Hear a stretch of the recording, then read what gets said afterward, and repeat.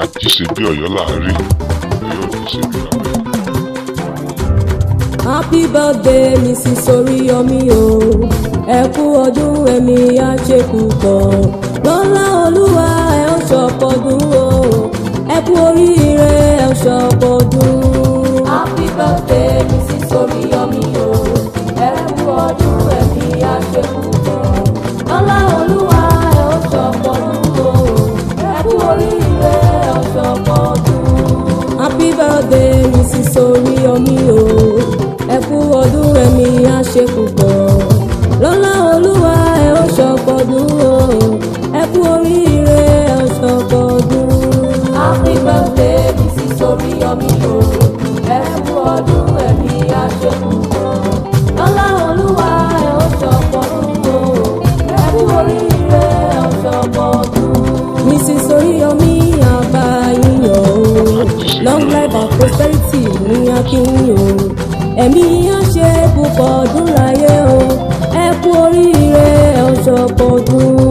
Happy birthday Mrs. Oriyomi o, ẹ kú ọdún ẹ̀mí á ṣe púpọ̀, lọ́lá Olúwa ẹ ó ṣọ̀pọ̀dún o, ẹ kú oríire ẹ ó ṣọ̀pọ̀dún.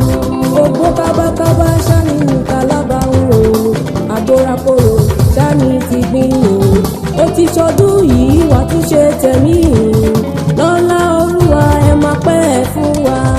Happy birthday Mrs. Oriyomi o, ẹ kú ọdún ẹ̀mí á ṣe púpọ̀, lọ́lá Olúwa ẹ ó ṣọ̀pọ̀dún o, ẹ kú oríire ẹ ó ṣọ̀pọ̀dún. Màmá Adédoyin, màmá Adédọ́lápọ̀, màmá Adédọ̀tún, ẹ kú ọdún o.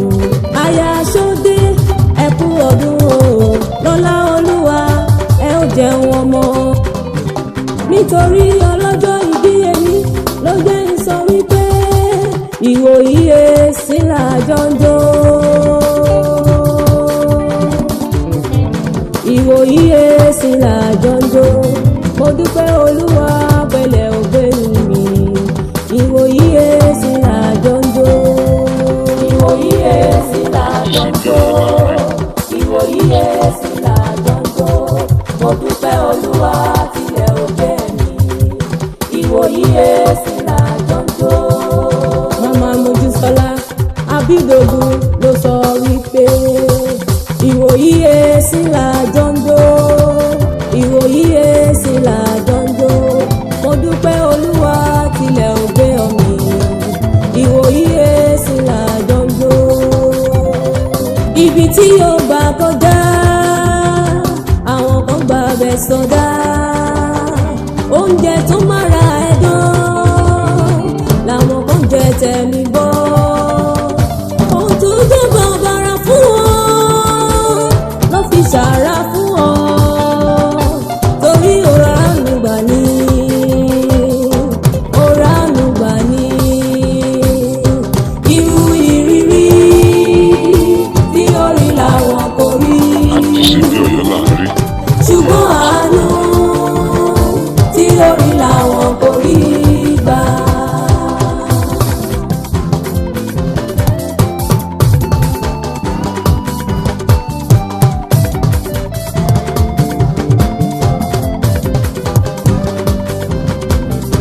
Àánú lórí gbà ó, àánú lórí gbà ó, àánú lórí gbà ó, àánú ni, àánú lórí gbà ó, àánú lórí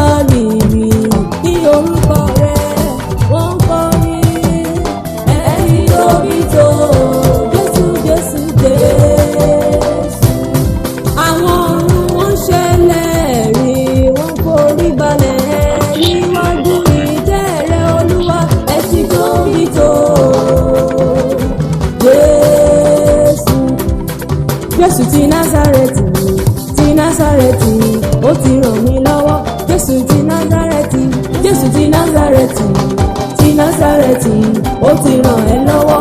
Jésù ti Násárẹ́tì, Jésù ti Násárẹ́tì, ti Násárẹ́tì, ó ti ràn ẹ́ lọ́wọ́. Jésù ti Násárẹ́tì, Jésù ti Násárẹ́tì, ti Násárẹ́tì, ó ti ràn ẹ́ lọ́wọ́. Jésù ti Násárẹ́tì.